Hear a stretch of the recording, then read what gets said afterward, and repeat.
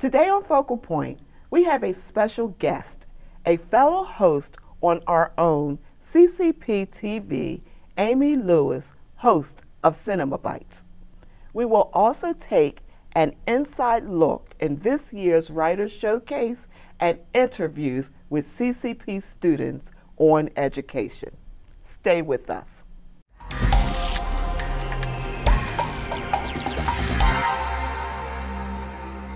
Hi, welcome to Focal Point on CCP TV, the Emmy-nominated educational channel of Community College of Philadelphia.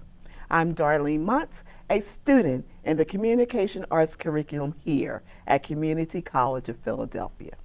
Today I am here with the host of CCP TV's CinemaBytes, Assistant Professor Amy Lewis. Professor Lewis has a special relationship with CCP. Not only is she the film studies professor, she also is the host of CCP's new program, CinemaBytes. Amy, welcome to Focal Point. Thank you. It's a pleasure to be here. Thank you. Explain to us, what is CinemaBytes? Well, CinemaBytes is a show that is looking at a lot of different aspects of film. I'm really trying to kind of dig inside and see, how they work, what effect they have, how they've grown over time. So it's a little bit of everything in some ways. It is mostly a film critique show. Okay. We do interview some directors and filmmakers locally, preferably, because we do like it to be responsive to the community. But we really try to consider historical factors, social factors, anything that really helps shape the way a film is made and how an audience receives the film.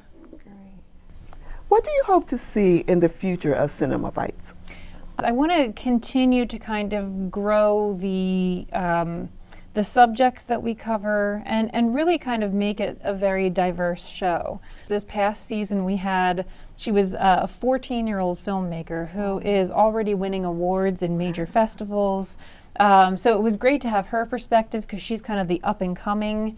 So it's exciting to see from them. I want more kind of communities, races, ethnicities, special interest groups and everything to be represented.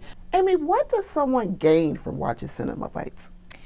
I think the primary thing that people gain from CinemaBytes is more knowledge, more in-depth knowledge about the films, the genres, the directors that we talk about.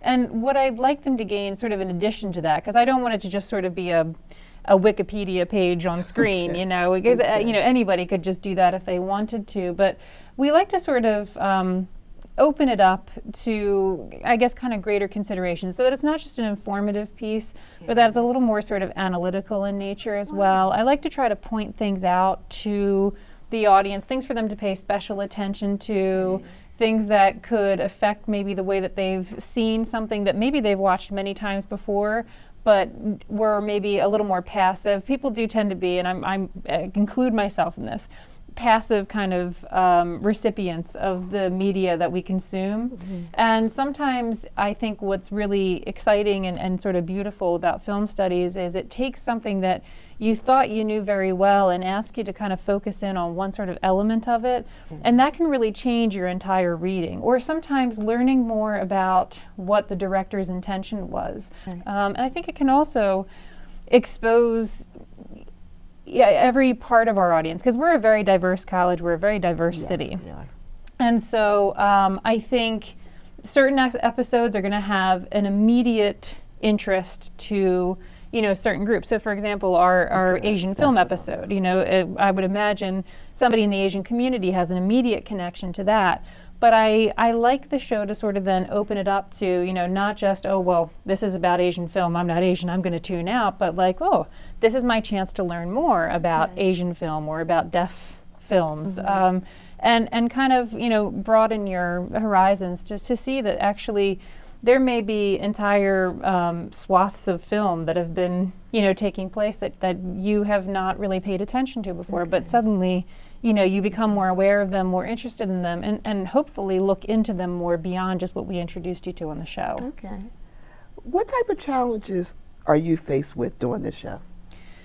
sometimes the scheduling can be difficult. I love the episodes where we have, experts or filmmakers come in, but with that comes, another person's schedule, and oftentimes these people are very busy. One of the reasons we want them on is because they are so kind of successful. Yeah. But with success comes a busy schedule, and then of course I have a busy schedule here at the college too.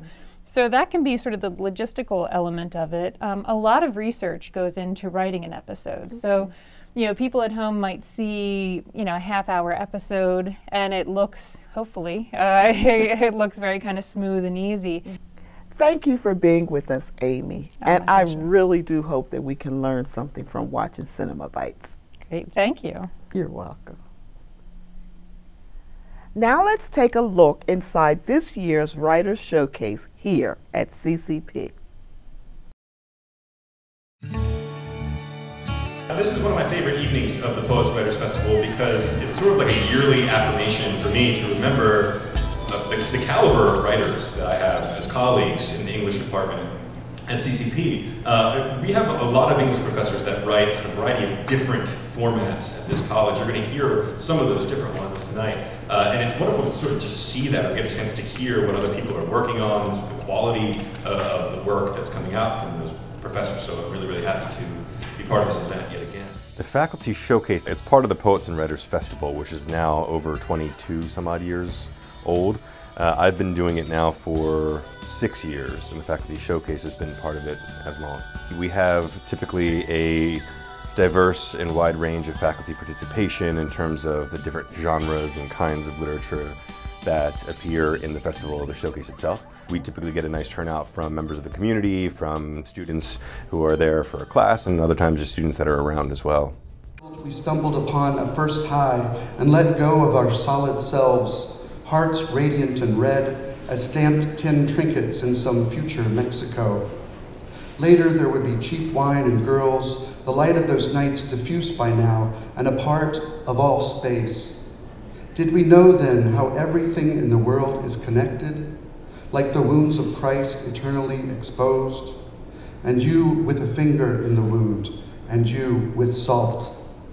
So Kelly McQuain was our lone poet this year. He has a really, really interesting dynamic voice as a poet, but also sort of just the way that he incorporates his travels and his experiences in his sort of rural hometown in West Virginia, and his LGBT experience inside of his own literature just kind of makes this enriched and full body of work that it's always a pleasure to hear.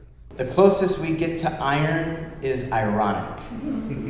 Speaking as someone who has played auxiliary percussion in half a dozen community orchestras over the years, the very selection of some of our pieces is a risk. Can our strings handle these runs? Will the woodwinds stay together? And for me, holding the crash cymbals, waiting for my smashing moment, will I accurately count? Brian's interesting because he is an essayist. Creative nonfiction is just as much a member of our creative writing family as poetry perhaps is. So Brian proves that.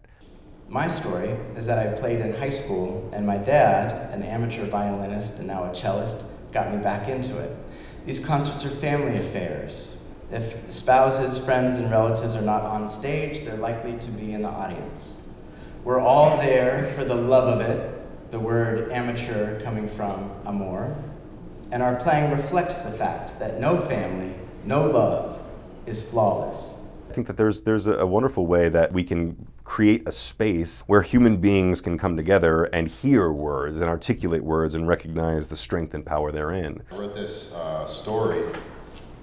Sometimes you write things because you're prompted to. In this case, I have a niece who was 9 at the time, and she said, "Mommy won't let me read anything you write because it's not age appropriate." And she said, "Can't you write something age appropriate?" And I thought about it. She said, "But I want it to be just as nasty as the adult stuff." Jonathan Pappas is also a dynamic writer too. He read a brilliant piece that you could probably categorize under folk literature. We ate in silence, and when the captain's mate had cleared the plates, the captain said to me, "You supped and drank at my table, now give me your guess.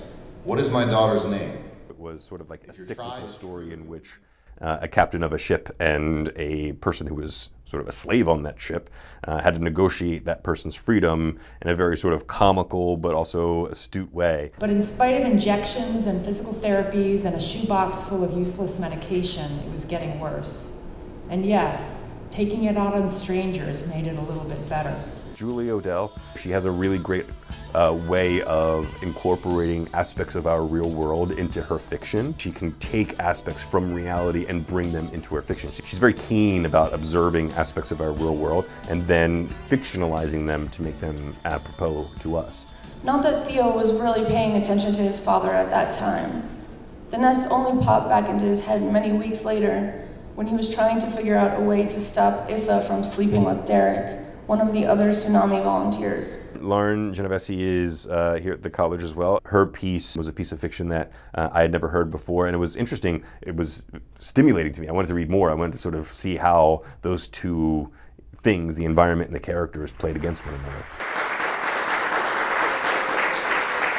Thank you to all of our writers. Thank you all for coming. Anytime we have an interaction between students and faculty and community members that are non-traditional, in the sense that you sign up for a class and take a course, I think that's a success. So I typically am happy to see those interactions, and oftentimes those interactions stimulate further interaction, whether that's a student signing up for the program or signing up for a class with one of these faculty members, or just a discussion outside of the cube afterwards. I think that those relationships are very valuable, you know, and events like these, I think, foster them. That was stimulating, wasn't it? Finally, let's ask our CCP students about their personal challenges with education.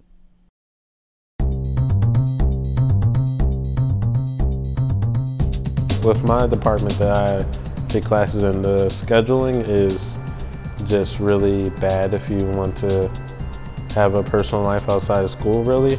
There are a lot of evening classes, so there really is no go hanging out with the guys at night.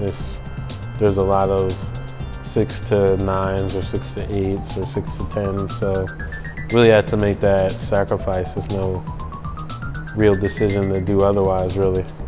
I would say yes, just because worrying about financial aid and worrying about whether I was going to do any student loans or where I'm going to get the money from. I don't have any problem, just a language. Educational challenges I had interfering in my personal life would have to be given up, like my days of hanging out with my friends, my family, because on my days off when I didn't have my classes, I would just have to go to work and try to squeeze in what I have to do for school. Like when I have to do photo shoots, I have to schedule it in between my work, request off, and then having to switch with people if I couldn't get the days off. And it really interfered with that. Is there any personal challenges I have to face with a personal life? No, not a big challenges, but yes, I have 2 daughters, so I mean it's hard to study at the same time with kids, because I have to help them with their homework and stuff like that, and at the same time I'm studying on my own for my own classes. It's also really expensive. There's a lot of things that you have to buy in terms of getting ready for a class, whether it's SD cards, props, or just basic equipment that isn't provided by the school that you might want to throw in for your own personal use. What do I do to face personal challenges? In education, I study more. I use Google a lot to translate things, and I try to take notes and write stuff while the professor is talking and lecturing on specific things. To help me get through stuff like that, I would have, honestly, I go to my friends, my family, my boyfriend. He does a lot for me, try to get me through it and push me through it. I just try to stay calm and think about what situation I'm going through and how I can resolve the issue. Another way to just make things better in general would just have to be that in the future for my next semester or anything like that is change my schedule, try to fix that. If not, try to not get frustrated with the little things because the little things don't really count. I would make better decisions for the future and deal with what I'm going through the best way I can. It would be definitely things in my own language so I can understand better. Well, that's it for today. I want to thank my guest, Amy Lewis, for being with us, and I want to thank you, the viewers, for tuning in. You have been watching Focal Point, the Community College of Philadelphia's magazine show on CCP TV, the Emmy-nominated educational channel of Community College of Philadelphia. All the segments for Focal Point are produced by the students in the digital video production curriculum. I'm Darlene Muntz, a student in the communication arts curriculum. See you next time.